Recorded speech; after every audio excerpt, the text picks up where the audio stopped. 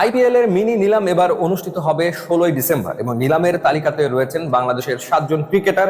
সেই তালিকায় নাম নেই সাকিব আল হাসানের। টপ ক্যাটাগরিতে 2 কোটি রুপি বেস্ট প্রাইজে রয়েছেন মুস্তাফিজুর রহমান। 75 লাখ রুপি বেস্ট প্রাইজে বেশ কয়েকজন রয়েছেন, যেমন রয়েছেন রিশাদ হোসেন, যিনি এই মুহূর্তে রয়েছেন অস্ট্রেলিয়াতে বিগ ব্যাশে খেলার জন্য হোবার্ট হারিকেন্সের হয়ে।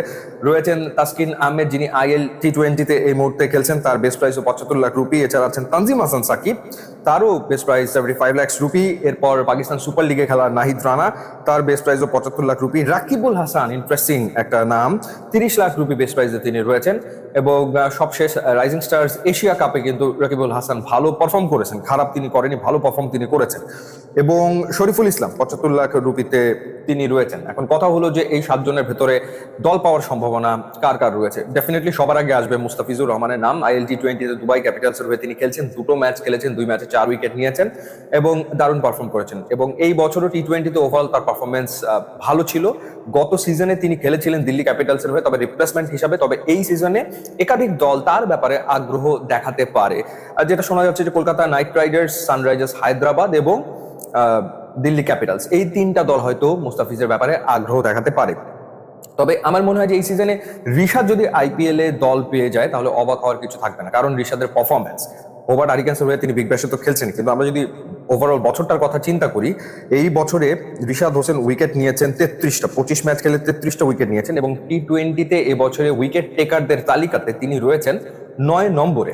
কিন্তু টেস্ট প্লেইং কান্ট্রির বোলারদের ভেতরে তিনি রয়েছেন 3 নম্বরে। একে রয়েছেন পাকিস্তানের মোহাম্মদ নওয়াজ, তিনি 26 ম্যাচে নিয়েছেন 36 উইকেট। নিউজিল্যান্ডের ডাফি, তিনি নিয়েছেন 35 উইকেট 21 ম্যাচে। এবং আমাদের ঋষাদ হোসেন, তিনি নিয়েছেন 25 ম্যাচে 24টা ইনিংসে বল করে 33 উইকেট। এবং ব্যাক টু ব্যাক 2টো ভালো বছর তিনি কাটিয়েছেন, অর্থাৎ 2024-এ নিয়েছিলেন 35 উইকেট, এবছর নিয়েছেন 33 উইকেট। ধারাবাহিকতা তিনি ধরে রেখেছেন এবং যেহেতু বিগ ব্যাশে তিনি খেলছেন, সুতরাং তার ব্যাপারে আইপিএল এর দলগুলো আগ্রহ দেখাতে পারে, একটা সম্ভাবনা কিন্তু ডেফিনেটলি রয়েছে।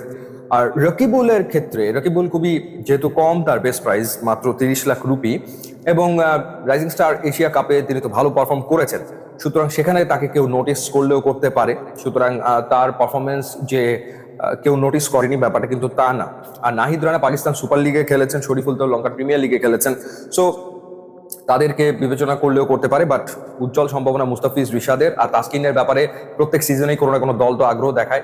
এর আগে অন্তত 2বার তার আইপিএল এ খেলার কথা ছিল, কিন্তু এনওসি জটিলতার কারণে খেলা হয়নি। তো সেই ক্ষেত্রে এইবার তাসকিনকে আমার মনে হয় যে কেউ নিলেও নিতে পারে, সুতরাং সম্ভাবনা ডেফিনেটলি রয়েছে। বাট ওই যথারীতি সবার আগে আসবে মুস্তাফিজের নাম, এবং মুস্তাফিজের নামের পরেই ঋষাদের নামটা এবার আইপিএল এ যুক্ত হতে পারে, যোগ হওয়ার সম্ভাবনা রয়েছে। তার যে পারফরমেন্স, তার আসলে দল পাওয়া উচিত। এখন দেখা যাক, ইউ নেভার নো। আগে থেকে তো আইপিএল এর এই অপশন কোনোভাবে প্রেডিক্ট করা যায় না, এক একটা টিমের এক এক রকমের স্ট্র্যাটেজি থাকে, এবং দেখা যাক কারো স্ট্র্যাটেজিতে আমাদের ক্রিকেটাররা ম্যাচ আপ করে কিনা। যদি হয় তাহলে ডেফিনেটলি তারা আইপিএল এ তো দল পাবে।